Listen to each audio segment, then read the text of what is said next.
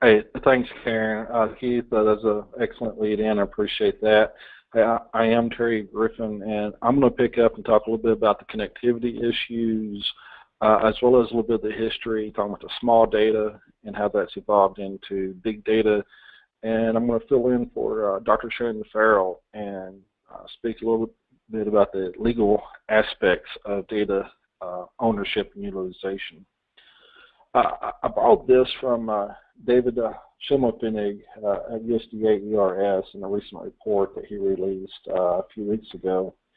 And the idea is, doesn't matter which crop we look at in the United States, the adoption of technology is happening fairly quickly. And he even goes into more detail in his report on the profitability of precision ag, and he does report that it is small, but it is positive, 1 to 3%. That's an average across all farm sizes, and we know that larger farms are adopting at nearly twice the rate of small farms. This particular graph that we're looking at is GPS guidance, and for many of these crops, we have at least 2, maybe 3 years of data from the ARMS survey to see the increase in adoption. We did something similar in Kansas, and the idea here is that we're looking at 8 different technologies and over time. And so what David was showing us was that it was for all crops, and the Kansas KFMA data showing that farmers are increasingly adopting technology, different types of technology, from GPS, automated section control, down to precision soil sampling and variable rate seeding. And this is the reason we talk about this. These technologies are the conduit with which data is starting to flow. We've been using data at the farm level for decades, but now, recently, we're more interested in combining that data into the community for community analytics and what's known as big data. That same data set from Kansas, we asked a question about, do you use telematics, which in telematics means wirelessly transmitting data between equipment and the cloud or vice versa. And this is really the kind of the steady adoption in the last few years, and we attribute a large proportion of this to farms who are buying new farm equipment. And in a different survey, Bruce Erickson and David Widmar from Purdue did a survey sponsored by Crop Life magazine. It's been going on for many years, and most recent was last year. They told us that 20% of service providers, not farmers, but co-ops, ag-retailers, and those groups providing services to the farmers, 20% of those groups are using telematics to make applications of fertilizer and so forth. And this is up from 15%. In a minute, I want to show the reason I think that these numbers are not higher than they are. Why isn't this 20% closer to 80%? Erickson and Widmar also give us more information. I'll throw out a few things that have led into the interest in big data. One of them is UAVs. Last year, they said only 16% of ag service providers were using UAVs, or drones, as they're also known, with farmers. And they also shared that the most common grid soil sample size is 2.5 acres, and some were actually smaller than that by 13% of the time. Erickson and Widmar asked a really interesting question that leads us into big data. They asked service providers, how do you use data at the farm level? Well, 82% says all we do is, 82% said we print yield maps for the farmer. Maybe yield maps, maybe soil maps, but we print the maps. Okay, that doesn't really qualify for what we would consider to be big data. Looking on this list, let's go to the bottom. 9% of service providers said we don't use farm level data at all. So the interesting part is here in the middle. Nearly 40% of service providers would say we don't aggregate data into a community, but we do analyze farm level data and work with those farmers individually. 20% says that they aggregate farm data across their customers into a community to provide some analysis and results back to those farms. 12% go a step further. They said that they take data not only from their own farmer customers, but also farmers from outside their dealership, and aggregate that data into a community, provide the analytics back to those farmers. And so these last two is really where we really discuss big data. It's no longer small data once we start aggregating data across many farms.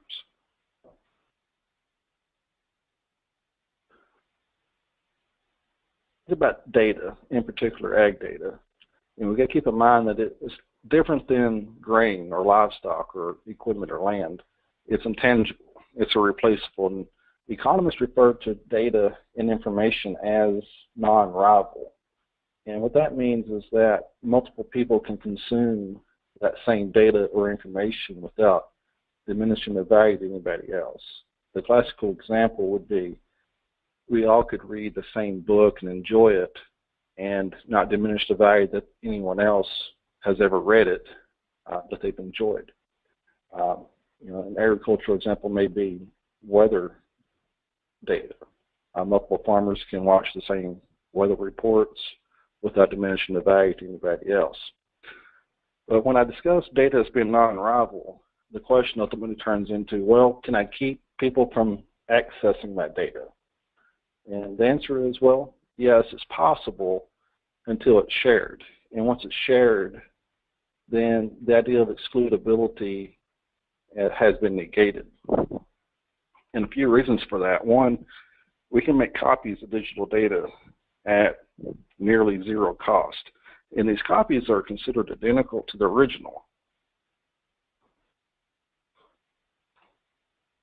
And this is sort of a side topic, but I think it goes along with this, is that anonymity, when data are truly big, anonymity no longer exists.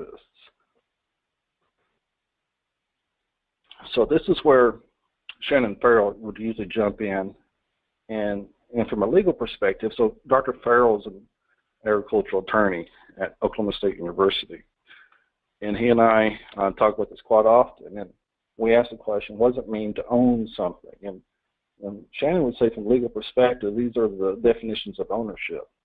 If you look down the list, some of these are intuitive. You may have the right to possess it.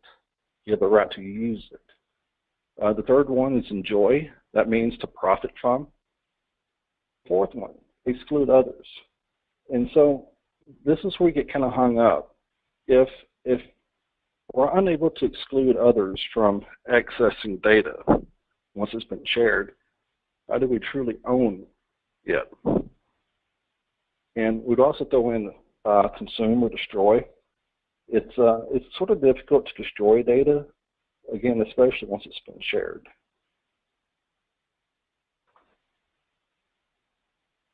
And so Shannon challenges me and others to ask this question. So what are the rights and responsibilities of the parties with respect to data?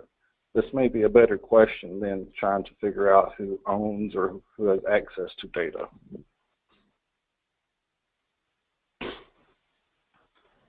So, and some of the work that we've done, our recommendation is to use contracts to decide who owns what data, and in particular with land lease arrangements. And we need to think about what is farm data. And this is sort of a nebulous topic in some ways because not all data is typically owned by, let's say, the farmer. So for instance, if we think about in popular culture, the FICO scores that we have that are a measure of our credit worthiness, well, those scores are not ours, but they're about us. And so there's data that's been collected about farmers that may not have ever been considered belonging to the farmer in the first place. So there's we need to define those in the lease terms of those arrangements. And Todd Jensen is an attorney in private practice, and we published together. And one of the things that he would suggest is that those things be defined in the lease. And he goes on to say who should retain ownership of that data once the lease comes to an end, or the farmer moves on, or the land is sold to a different owner. So we talk about protecting data, protecting our intellectual property. The law gives us 4 basic ways of doing this. The first 3 in this list, trademark, patent, and copyright, are very poor when it comes to farm data. The agricultural attorneys we're working with would suggest that trade secret is the only one on this list that has any possible chance of protecting our intangible farm data.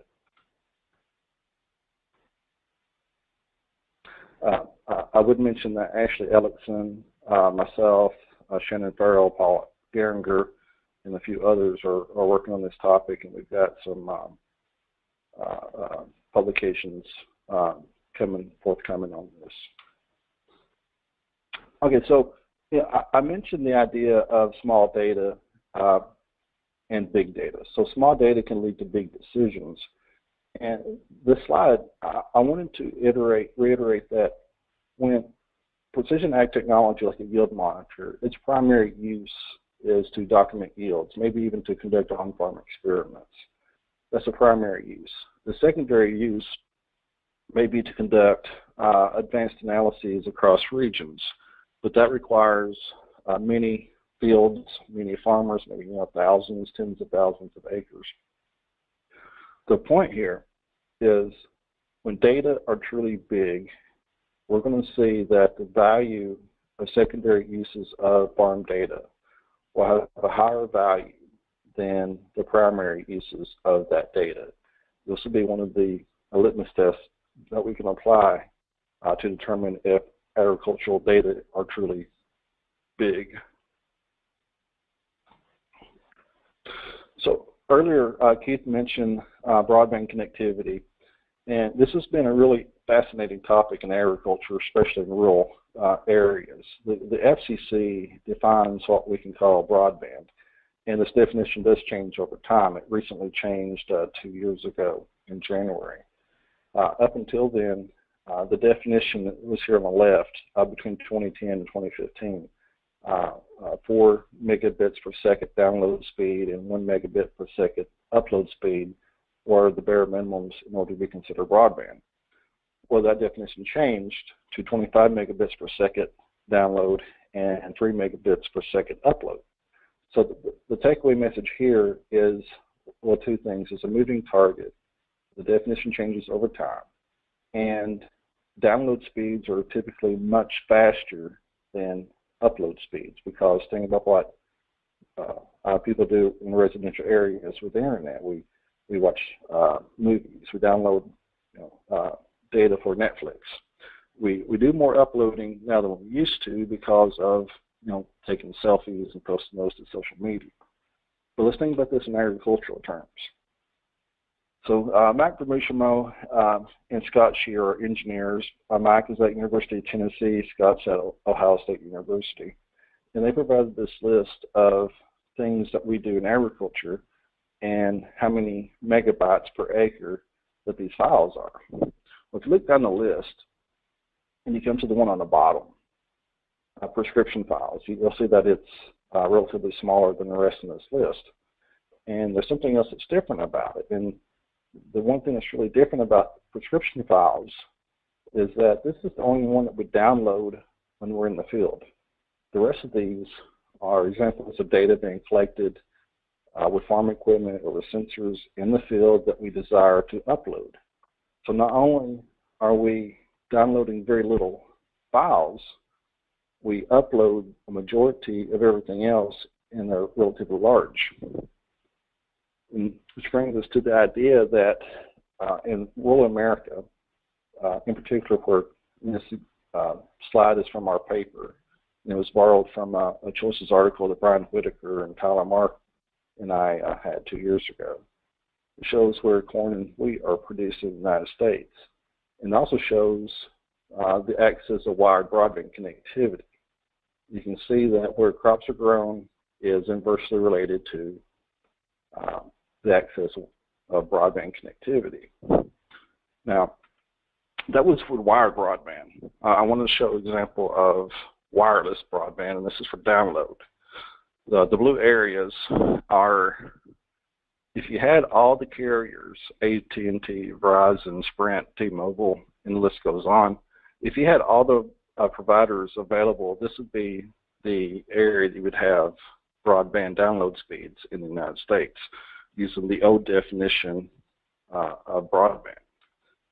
This map is the new definition of broadband, and you can see that for the most of the heartland, there is no broadband connectivity using the new definition. And so not only are we trying to upload a lot of data, we're trying to upload this data in areas that have very weak internet connectivity, if any at all. One of the things I do challenge a lot of the farms I work with and my students is when you're out and about and you're doing some work in agriculture in rural areas, you use an internet speed test on your cell phone and test what those connectivity speeds are. In a lot of the cases, in particular here in West Kansas, there's some of the fields that we're working with that there's not a signal strong enough to even test. So in the future, thinking about the primary and secondary uses of data, the secondary uses will be recognized as valuable.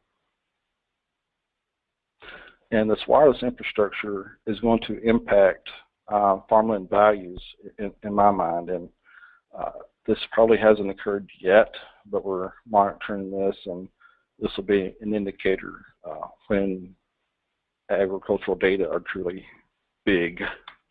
I want to thank everybody for having me on today, especially Karen for orchestrating this. Again, this is my contact information, and I invite you to contact me or follow me on Twitter. Thank you, Karen.